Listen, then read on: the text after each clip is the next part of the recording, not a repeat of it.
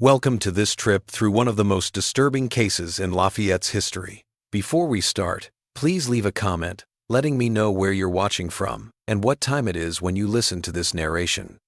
We want to know what times of day or night these documented stories reach and where they go.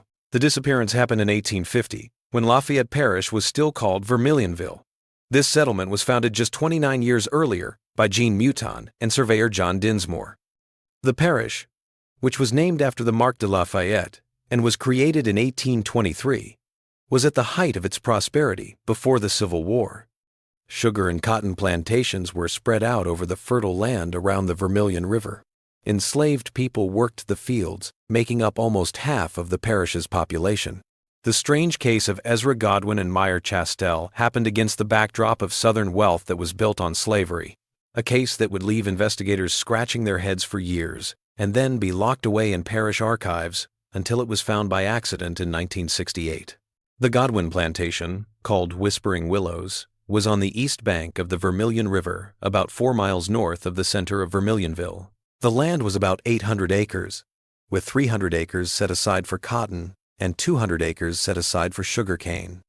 Ezra Godwin got the plantation from his father, William Godwin, who moved from Virginia to start it in 1822. The house was a classic example of Greek Revival architecture. It had 6 tall columns that held up a wide gallery that went around 3 sides of the building. What set the property apart from others in the area was that it was close to a thick cypress grove that started in the northeastern corner of the estate and went almost a mile along a tributary of the Vermilion.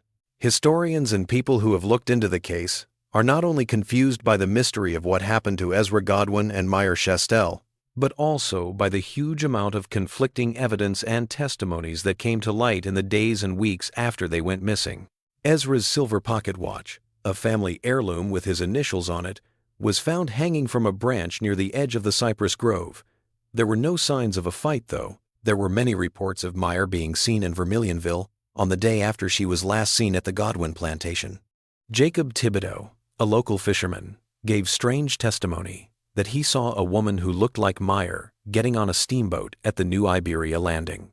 But official manifests showed that no women got on at that stop on the day in question. The strangest thing of all was finding a page torn from Ezra's journal, dated 2 days before he went missing, in a book in the parish courthouse library months later. It had only one strange line, written in what handwriting experts would later say was Ezra's own hand. The line between what is known and what must never be known grows thinner every day. I fear I have already crossed it. The Godwin family had been important members of Lafayette Parish society since they moved there in the 1822. William Godwin, Ezra's father, quickly became one of the most successful planters in the area. He was known for both the quality of his cotton and his fairly moderate political views. William had encouraged his son to get an education in the North, which was not something that many of his peers did. He sent Ezra to Harvard in 1840. When Ezra came back to Lafayette in 1845, he took more and more control of the plantation's operations. He used modern farming methods that he had learned about while traveling in Europe after he graduated. People who knew Ezra said he was a strange mix of a Southern gentleman and a Northern intellectual.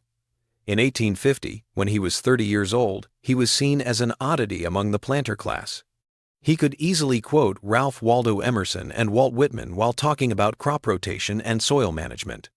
He had dark hair that was longer than what was in style at the time, a neatly trimmed beard, and he was known for preferring simple, practical clothes over the flashy styles that many of his friends liked. Several friends said that his eyes were unusually penetrating. They were a striking pale green that stood out against his dark skin. After Ezra's father died in 1848, Ezra became the full-time manager of Whispering Willows. William Godwin died of yellow fever during an outbreak that killed almost 50 people in the parish that summer. Ezra's mother died when he was a child, years before, and he was the only person who could inherit the Godwin estate and fortune. The plantation was worth about $75,000 when his father died. This was a lot of money and made the Godwins one of the wealthier families in the area, but not the richest. Meyer Chastel's past is much more mysterious, and this mystery has led to a lot of speculation about the case over the years. It is certain that she came to Vermilionville in early 1850 to work as a governess for the children of Pierre Arsenault, a well-known merchant in the town. People said she was in her mid-20s and had the copper-toned skin and features that showed she was a free woman of color, probably with mixed French and African ancestry. There aren't many stories about her, but they all say she spoke perfect French with a strong New Orleans accent and English fluently. She brought letters of introduction from the Delacroix family, a well-known Creole family in New Orleans, who vouched for her character and education. What is still not clear, and what later investigations did not fully clear up, is exactly what Meyer's status and background were. There are no records of Meyer Chastel among the free people of color in New Orleans. Years later, when asked, the Delacroix family said they didn't know anything about writing letters of introduction for her. However, many people in Vermilionville, including the parish priest, Father Etienne Guyot, who remembered the quality of the paper and the unique seal of the Delacroix family, said they saw these documents.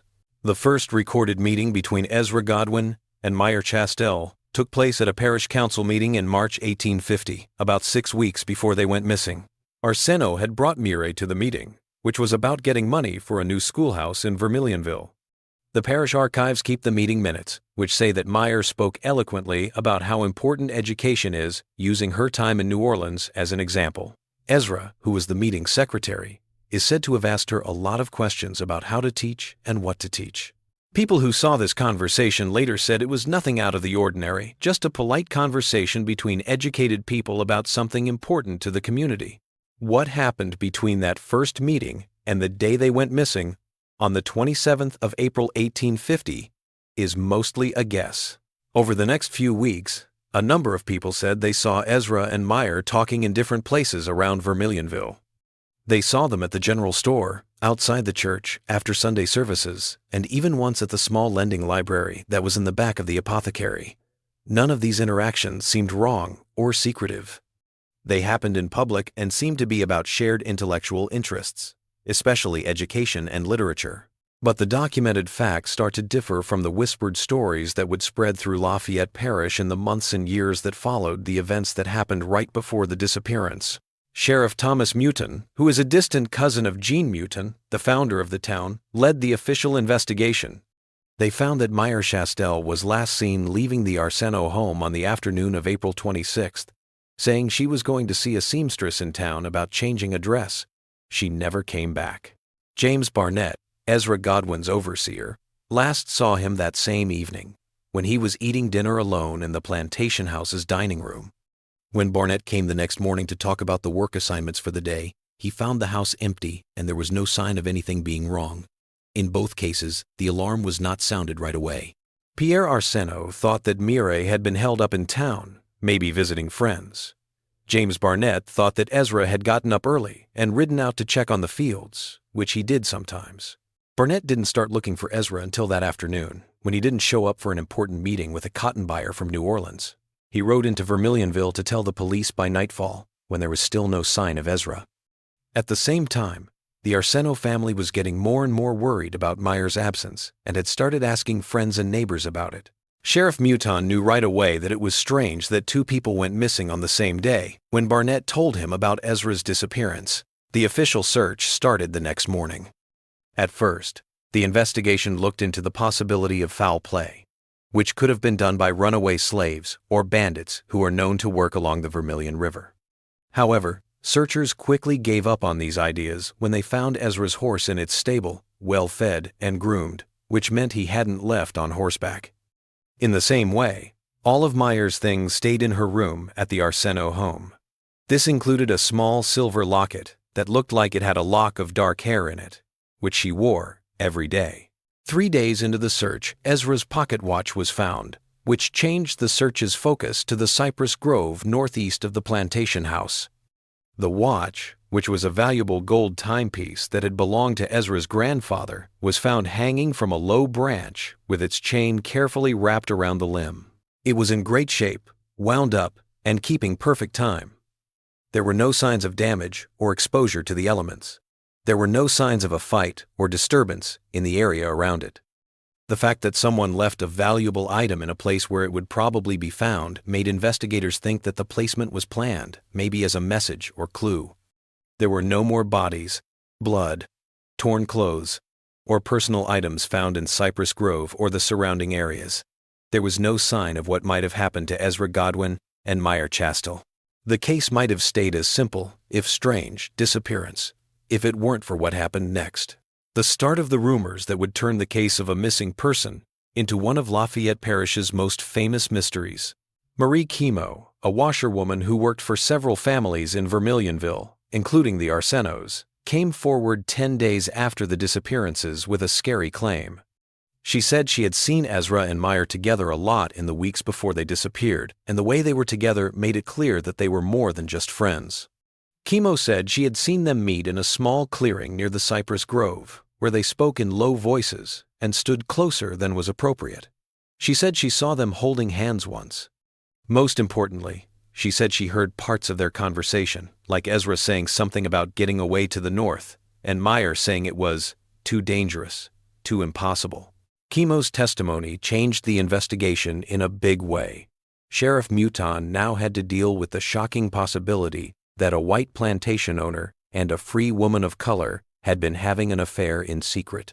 This was against both social norms and Louisiana law, which made it illegal for whites and people of color to marry. If they had really run away together, they would have broken a lot of laws and faced harsh punishment if they were caught. People in Vermilionville reacted quickly and in different ways. Many people didn't believe that Ezra Godwin, a well-respected member of the community, would get involved in a relationship like that. Some people pointed to his northern education and the fact that he sometimes talked about equality as proof that he might have such extreme views. Pierre Arsenault strongly denied the possibility, saying that Meyer was a woman of the highest moral character who would never get involved in anything so wrong. James Barnett, on the other hand, reluctantly admitted that Ezra had an unusual interest in the education and well-being of the enslaved people on the plantation. He even taught some of them to read, which was against Louisiana law. As the investigation went on, more people came forward to say they had seen Ezra and Meyer together. A stable boy said he had taken notes between them. A store owner remembered seeing them look at maps of the northern states together. Every new piece of evidence made the idea that they had planned their disappearance to get away from the strict racial hierarchy of the South stronger. But there were some troubling inconsistencies that made it hard to solve the case. The timing didn't make sense. Why would they leave at different times on the same day instead of meeting at a set place and leaving together? Why would Ezra leave his horse behind, which would make it harder to travel? Why wouldn't Meyer take her few important things? And why would Ezra leave his expensive watch in the Cypress Grove, which could have given them a clue about where they were going? 3 weeks after the disappearances, a fisherman named Etienne Broussard found a small leather-bound journal wedged between rocks along the bank of the Vermilion River, about 2 miles downstream from the Godwin plantation. This was the most confusing evidence to come to light. Ezra's handwriting filled the pages of the journal, which were swollen with moisture but still mostly readable. The entries were from the 2 months before he went missing. Sheriff Mouton took the journal and, after reading it, made the strange choice to only give the investigation team certain parts of it. He then sealed the rest of it away in the parish records. The parts that were made public gave a complicated picture. Ezra wrote about meeting Meyer and being struck by her intelligence and dignity right away. He talked about talks they had about philosophy, literature, and how society was doing. There were parts that showed how he was becoming more and more disillusioned with slavery and the way things were done in the South, but there was nothing clearly romantic or inappropriate in the parts that were released. This made many people wonder why the sheriff had chosen to keep the rest of the journal secret. It took more than 100 years for the journal's full contents to be made public. In 1968, a graduate student studying antebellum Louisiana found the sealed records. At that point, the case had gone from being a news story to a local legend with many changes and additions. But what the full journal showed was much stranger than any of the stories that had grown up around the case over the years. The entries from April, the month of the disappearance, talked about Ezra and Meyer not being in a romantic relationship, but working together to look into something much more disturbing. Ezra wrote that Meyer came to him not because she was interested in him personally, but because she thought he could help her find out what really happened to a number of people who went missing in and around Lafayette Parish over the past 10 years. disappeared people who were mostly people of color, either enslaved or free, and who hadn't been looked into very much. Ezra says that Meyer came to Vermilionville to look into these cases because she had lost a cousin to whoever or whatever was responsible. She pretended to be a governess to hide her true purpose. She had found an unexpected ally in Ezra, who was educated and somewhat sympathetic to the problems of non-whites. They had started to put together a pattern that suggested something planned and organized, not random accidents or escapes, but planned removals of people with certain traits or knowledge. The last few entries in the journal got more and more paranoid and broken up.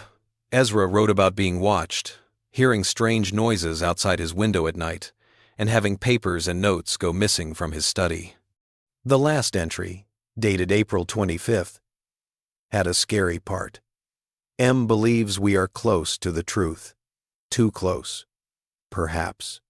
She has found a connection between the missing and a name that appears in parish records from before my father's time. A name that should not exist, that cannot exist. We will meet tomorrow to compare what we have learned. If we are right, God help us all. If we are wrong, may God still help us, for I fear we have drawn the attention of something that will not stop until we too are among the missing. That was the last entry. Ezra Godwin and Meyer Chastel both went missing the next day and were never seen again. What had they found out? What name did Meyer find in the records of the parish? The journal didn't give any clear answers, just questions that made me uneasy. The graduate student who found the case again in 1968 tried to follow the same path by looking through records that Ezra and Meyer might have used. A fire in the courthouse in 1872 destroyed many of those records, leaving big holes in the parish's documentary history. The student did find one interesting clue, though, in a set of personal papers that Thomas Mouton's descendants gave to the Louisiana Historical Society. Mouton was the sheriff who looked into the disappearances. She came across a sealed envelope with a note in Mouton's handwriting about the Godwin-Chastel matter, to be destroyed upon my death. It looked like the envelope had been missed when Mouton's orders were carried out. There was a single page ripped out of what looked like Ezra's journal, but it wasn't part of the stuff that the fisherman found. It had only 3 lines. The name is Godwin. My own family. 3 generations of disappearances, all hidden, all for the same terrible reason. I can't understand what my father and grandfather have done, but I must know the whole truth, no matter what it costs. The meaning of this piece is mind-boggling. Was Ezra saying that his own family was to blame for the missing people that he and Meyer were looking into? Had he found out about a dark legacy that had been passed down through many generations of Godwins? And what horrible reason could have led to such actions? Without clear proof, theories spread like wildfire. Some people thought that the missing people were victims of human trafficking and were sold into slavery in other states or countries. Some people suggested more evil reasons, like ritual killings, medical testing, or even eating people. With the little evidence that was left, none of these theories could be proven or disproven. What we do know is that James Barnett, Ezra's overseer, ran the plantation for Ezra's distant cousins in Virginia after the disappearances. They inherited the property when Ezra was declared legally dead in 1851. Barnett's management led to the abandonment of parts of the plantation closest to the cypress grove, with farming activities focused on the western parts of the property. People in the area said they stayed away from the cypress grove because it felt wrong or watched. The Whispering Willows plantation house burned down in 1865 during the last days of the Civil War, destroying any physical evidence that might have been there. Pierre Arsenault, who had hired Meyer as a governess, moved his family from Vermilionville to New Orleans in 1852. Before he left, he told close friends that he couldn't live in a place where the air itself seems poisoned by secrets. Sheriff Thomas Mouton worked until 1860, when he retired and moved to a small property near Baton Rouge. His official records show that he reopened the investigation into the Godwin-Chastel disappearances from time to time, but he never made any real progress. However, his personal papers show that he was still very worried about the case until he died in 1875. He had a loaded gun with him at all times, as well as a medallion of St. Michael, the saint who protects people from evil. Marie Chemo, The washerwoman whose testimony first hinted at a connection between Ezra and Meyer changed her story in 1853, saying she had been forced to give false information. She wouldn't say who had pressured her or why, even when she was accused of getting in the way of an investigation. The next year, she died under unclear circumstances, and her body was found in a shallow grave near the cypress grove where Ezra's watch had been found. After giving Ezra's journal to the police, Etienne Broussard, the fisherman who found it, left Lafayette Parish.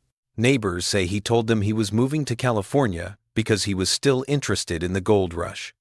There is no record of when he arrived in California, and no other records of his life can be found in any known archives. One of the biggest mysteries in Lafayette Parish history is what happened to Ezra Godwin and Meyer Chastel. Did they kill them to keep them from telling a terrible secret? Did they run away together, either as lovers or as fellow investigators who had found something too dangerous to deal with? Or did they meet an end that is even harder to explain? In 1895, a retired Harvard professor went to Lafayette Parish to do research for a book on Southern architecture. This added an interesting twist to the case. While he was there, he told local historians that he had gone to school with Ezra Godwin. As they talked, he remembered something strange. Ezra had been very interested in his family's history and often talked about a grandfather who had done scientific research on human capability on the plantation. The professor thought this was about new farming techniques, but now he wonders if it might have meant something worse. This tempting suggestion might have led to more research if the professor hadn't died suddenly the night after sharing this memory. He had what was called a seizure of the heart while eating alone in his hotel room. His death cut off another possible lead in the mystery. In 1972, construction workers clearing land for a housing development near the site of the old cypress grove found a sealed iron box buried about 6 feet below the surface. This was the last major event in the case. There were a lot of small things in the box, like a woman's ivory hair comb, a man's signet ring with the Godwin family crest on it, a small key that didn't fit any known lock, and a folded piece of paper with a message written in what looked like a substitution cipher. Many amateur and professional cryptographers have tried to decode the cipher, but none have been successful. Today, the land where Whispering Willows Plantation used to be is split up between a few private homes and a small city park. The cypress grove has been cleared for a long time and is now home to new buildings. There is nothing left of the place where Ezra Godwin and Meyer Chastel lived their last known days. Their story, though, lives on in local legend and academic interest, a reminder of the dark currents that ran through Southern society before the Civil War. The words of an old woman who was interviewed by the graduate student who found the case again in 1968 may be the best ending to this scary story. The woman, who was in her 92nds at the time, said that her grandmother worked as a housekeeper on a nearby plantation in 1850. Family stories that have been passed down say that her grandmother always said that the story about Ezra and Meyer running away together was not true. The old woman said, "They didn't run," quoting her grandmother. "They were taken, and they weren't the first, and they weren't the last. Some things in this world are better left alone, and some secrets are kept not to protect the guilty, but to protect the innocent from knowing what the guilty have done." It's up to each person to decide if those words are wise or just add to the mystery of Ezra Godwin and Meyer Chastel. One thing is for sure. 2 people went missing from Lafayette Parish in the spring of 1850, and the questions they left behind have been unanswered for more than 100 years. Questions about fairness, history, and how people can hide terrible truths behind a facade of civilization and propriety. The Cypress Grove sounds have been quiet for a long time. The whispers that used to go through Vermilionville are now just echoes. But maybe the truth is still out there, waiting to be found or to take another person who dares to look for it. The few documents that are still around from the original investigation point to the fact that Sheriff Mutin knew more than he ever let on. In 1984, his granddaughter found his personal journal in the attic of her home. It has strange references to the chamber beneath and instruments unlike any doctor would use. These pieces are interesting but don't give much concrete information. It might be more telling that it looks like someone carefully took out a few pages from the journal, leaving only the ragged edges as proof that they were there. The historical record shows that after the disappearances, More enslaved people from nearby plantations tried to escape than in previous years. Even when they were severely punished, those who were caught and brought back wouldn't say why they did it. One man who had been caught less than 10 miles from the Godwin plantation reportedly told his interrogators only that death in the swamp is better than what waits in the dark. He was then sold to a plantation in Bevers, Georgia, and like so many others, his fate is now lost to history. James Barnett hired a surveyor named William Holcomb in 1851, about a year after Ezra and Meyer went missing, to look at the Godwin property and see if it could be expanded for farming. Holcomb's report, which is still in the parish records, talks about a strange thing on the northeastern edge of the estate, a small stone building that was partially buried in the side of a low hill and wasn't shown on any of the property's existing maps. Holcomb called it a doorway to nowhere, and it was closed off with mortar and stones that were put there more recently than the frame around it. He suggested not building there because the drainage wasn't good, but modern geologists who look at the original survey maps don't see any signs of bad drainage there. No one looked into this building when Holcomb's report was filed away, and the plantation was built according to Barnett's original plans, with the focus on the western parts of the property. If the stone doorway ever existed, it was slowly covered up by the wilderness as the cypress grove grew during the years of neglect during and after the Civil War. Catherine Dio, an architectural historian, became interested in the Godwin-Chastel case in 1975 after reading about it in a book of Louisiana mysteries. She got permission to use ground-penetrating radar to look at the area where the Whispering Willows plantation house used to be, as well as parts of the old cypress grove that hadn't been built on yet. Her initial results, which were published in a small academic journal, showed that there were some strange things going on below the surface. For example, the ground density changed in ways that were consistent with buried structures or chambers. Dio had a bad allergic reaction while working at the site, which stopped her from doing more in-depth research. Even though she got better physically, her co-workers said she refused to continue the research because she was worried about disturbing certain types of historical remains. When they asked her to explain, she only said, "Some aspects of history cast shadows long after the events themselves have passed into memory." She left academia soon after and is said to have moved to New Mexico, where she lived in relative seclusion until her death in 2002. The most recent chapter in this long-running mystery began in 2008, when renovations to the Lafayette Parish Courthouse revealed a sealed compartment in a wall that was supposed to be torn down. Inside was a small leather case with what looked like medical or surgical tools that were not normal, as well as a journal written in a code that was similar to the one found in the iron box in 1972. Experts confirmed that Sheriff Mouton wrote a note that came with these items. It said, "Evidence in the matter of disappearances connected to Whispering Willows, not to be opened, to be sealed within the courthouse walls upon my retirement." The forensic examination of the tools showed signs of human blood and tissue. Carbon dating put their maker in the early 1800s, which is the same time that William Godwin, Ezra's father, set up the plantation. Even though cryptographers have worked hard, they still haven't been able to fully decode the journal. The few pieces that have been translated talk about what seem to be medical procedures, but the words and goals used don't match up with any known medical practice of the time, or of any time. In 2010, a descendant of the Godwin family living in Massachusetts, who had never heard of this part of her family's history before, gave researchers access to family papers that had been passed down through the generations. One of the documents was a letter from William Godwin to his brother in Virginia, dated 1824. It had a disturbing part that said, "The work father began continues here with greater success than he achieved. The subjects are more resilient, their constitutions better suited to the procedures. I have had to ensure complete secrecy, as the local population would not understand the scientific importance of these studies. Ezra shows promise and interest in the natural sciences.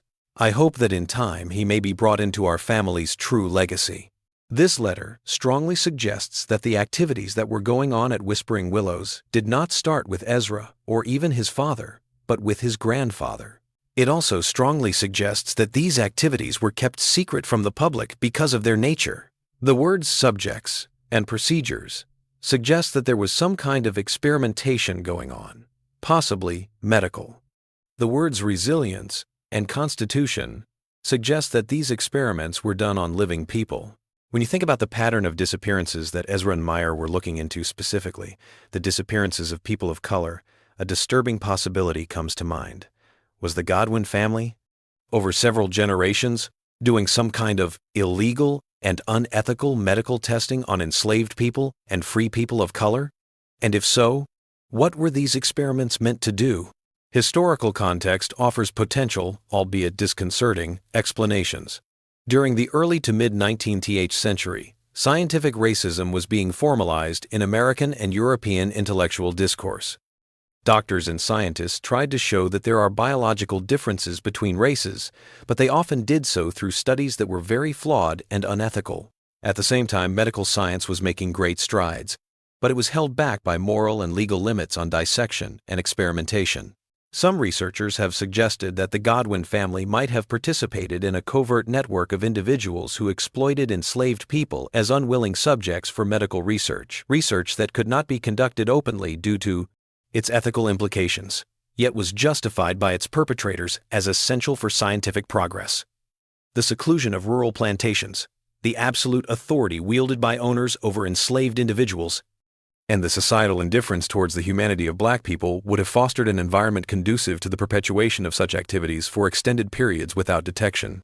If Ezra really did find out that his family had been doing these things for generations, it would explain both the horror he felt, as shown in his journal, and the danger he and Meyer were in while they were looking into it. It would also explain why local officials might have wanted to hide some parts of the case. Revealing such activities could have had far-reaching consequences for other prominent families that may have been involved or complicit. This theory, although substantiated by certain evidence, fails to comprehensively elucidate all facets of the case. It doesn't explain the mysterious references in Ezra's journal to a name that should not exist, that cannot exist. It also doesn't explain why Ezra and Meyer both disappeared at the same time but in different places, or why Ezra would leave his watch hanging in the cypress grove. And it doesn't answer the question of what happened to them in the end, whether they were killed, ran away, or had some other fate. A Tulane University anthropology professor suggested a different explanation in 2015 after looking at all the evidence that was available. She said that when Ezra found out about his family's bad behavior, he might not have turned them down right away. Instead, he might have been drawn into them at first, thinking, as his father's letter suggested he might, that they were necessary for science. His meeting with Meyer and seeing her investigation could have made him realize how wrong these things were and made him plan not only an escape but also a way to expose them. This interpretation says that the watch in the cypress grove was not a clue but a rejection. Ezra left behind a symbol of his family's legacy as he got ready to destroy it. The separate disappearances may have been a strategic move to throw off pursuers, and the journal entries, which become more paranoid over time, could show that Ezra was not only afraid of outside threats, but also of his own guilt and legacy. In 2019, archaeological work at the site of a former outbuilding on the Godwin plantation found a hidden subfloor chamber with human remains in it. This gave the theory even more support. Forensic analysis showed that the people had died between 1,820 and 1,840. And there were signs that they had had surgery done both before and after they died. The DNA test of the remains showed that all of them were of African or mixed African-European descent. The most disturbing thing is that some of the remains showed signs that they had been tied up for long periods of time while they were still alive. The discovery led to a more thorough look into the whole former plantation grounds, even though a lot of the area had changed a lot over the course of more than a century of development. Ground-penetrating radar and other remote sensing technologies found several more strange things that could be similar chambers or burial sites. However, legal and logistical problems have stopped any more digging for now. The implications of these findings are profound, not just for understanding the Godwin-Chastel case, but for comprehending the full depths of the horrors that could exist within the system of slavery. Horrors that were worse than the already terrible pain that came with forced labor and being treated like an animal. They say that some enslaved people faced fates even worse than the daily violence of plantation life fates, that those who did them hid from history on purpose. We still don't know what will happen to Ezra and Meyer. There have never been any bodies that were definitely theirs. There are no records of them living anywhere else under different names. They just disappeared, leaving behind only questions and pieces of their investigation. People in Lafayette Parish say that on some nights, especially when fog rises from the Vermilion River and covers the old plantation lands, they can see strange lights moving among the trees that have taken back parts of the property. Some people say they heard voices, a man and a woman talking urgently, but not loud enough to be understood. Scientists reject these narratives as folklore and optical illusions, natural occurrences, misinterpreted as supernatural events within the context of an intriguing historical enigma.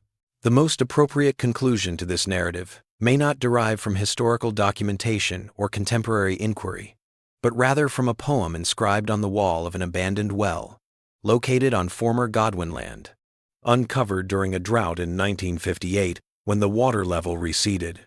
Based on a study of the language, the text has been tentatively dated to the late 1800s. It's impossible to say if it has anything to do with Ezra and Meyer, but its themes are eerily similar to their story. We sought the truth beneath the lies, beneath the soil where darkness waits. What we found no soul should know, yet knowing, we could not turn away. Now we wander, neither here nor there, between the worlds of life and death, bound together by shared horror and the promise to remember. Seek us not in graves or records. Our names are whispers now, nothing more. But when justice finally comes to this land, perhaps then we may truly rest.